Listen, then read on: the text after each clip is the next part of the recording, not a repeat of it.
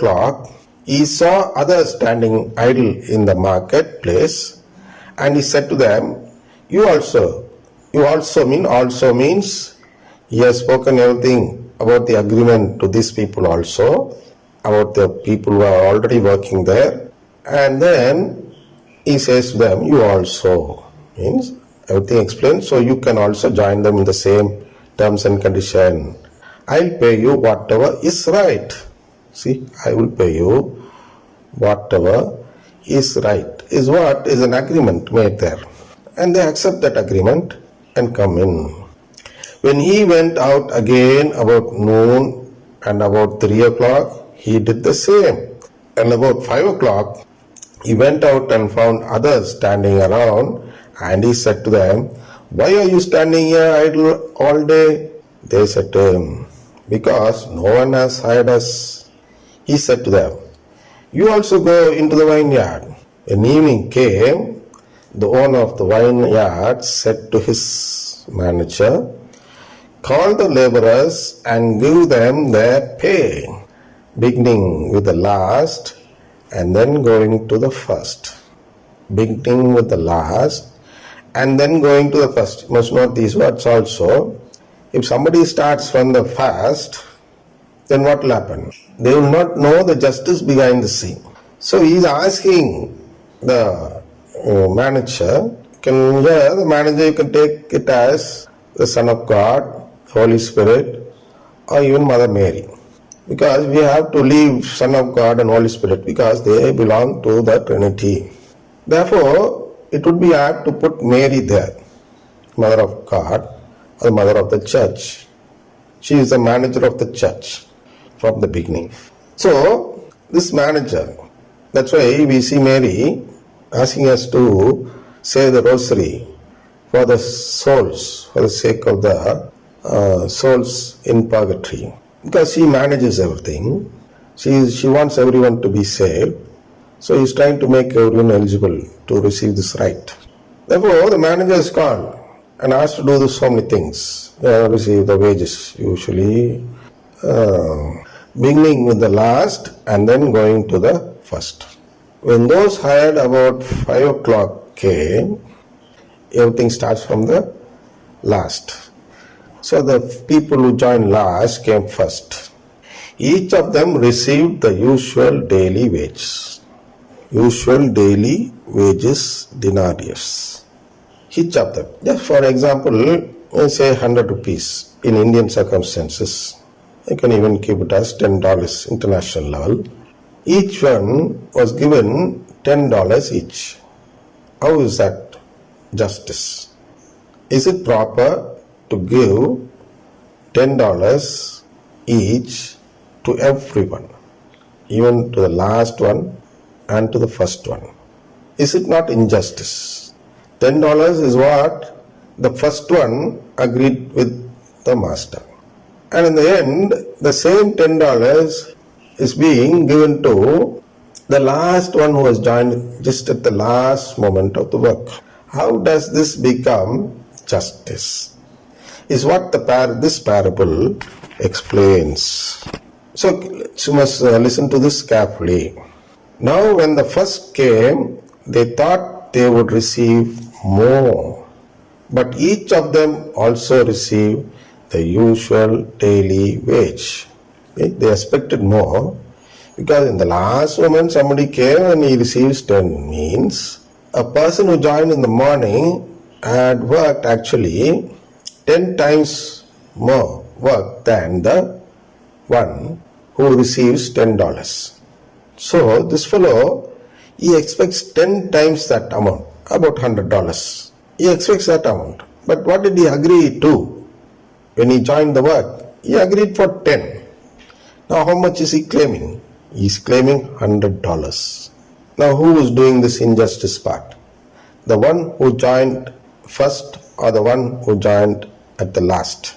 Of course, if I put this question on this side, in this manner or in this way, you can even find out from the question itself that it is injustice to ask $100. But here the question is not put in the form which I have put. Question here is put by the person who joined the work first, because he thinks that this $10 is given to him as a wage. But here the master or the landowner is not giving it as a wages, as a payment for his work. Instead, he is giving it out of his generosity. He is giving it as something like a present, as a gift. It is a gift portion. Which is a gift portion? From the $10, he would have he would have done a work which may be worth about a single dollar or $2. Just keep it as $2. He ought to have received only $2.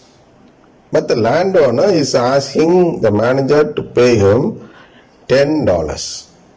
So there is an excess of $8. This $8 is the gift which the landowner gives to the laborer. It is a gift portion. Likewise, to someone who comes in the noon, he should actually give $5. But he is giving $10 to him also. So that from the $10, 5 is a gift from the landowner and only 5 is the wage.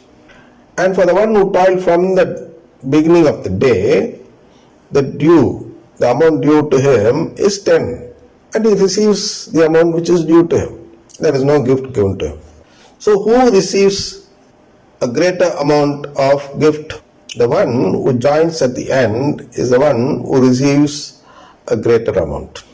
That is how the first becomes last and the last becomes first. Is it right? Yes. Is it justice here? See, I'll read it and then I'll explain. And when they received it, they grumbled against the landowner. See, now when the first came, they thought they would receive more, but each of them also received the usual daily wages. And when they received it, they grumbled against the landowner. This is the question. This is a form of grumbling. Is he God if he does this type of injustice? The same question those people ask. Is he a landowner if he does this type of injustice? Because the perception differs. The perception of the one who joined first differs from the perception of the landowner. According to the landowner, he is giving gift to people who earn little. But according to the laborer, he is being deprived of a share. It's not actually a share, deprived of the gift which the other person has received. In his perception, he sees the gift as a share of his wage which he has lost. But actually, it is a gift given by the landowner to that person.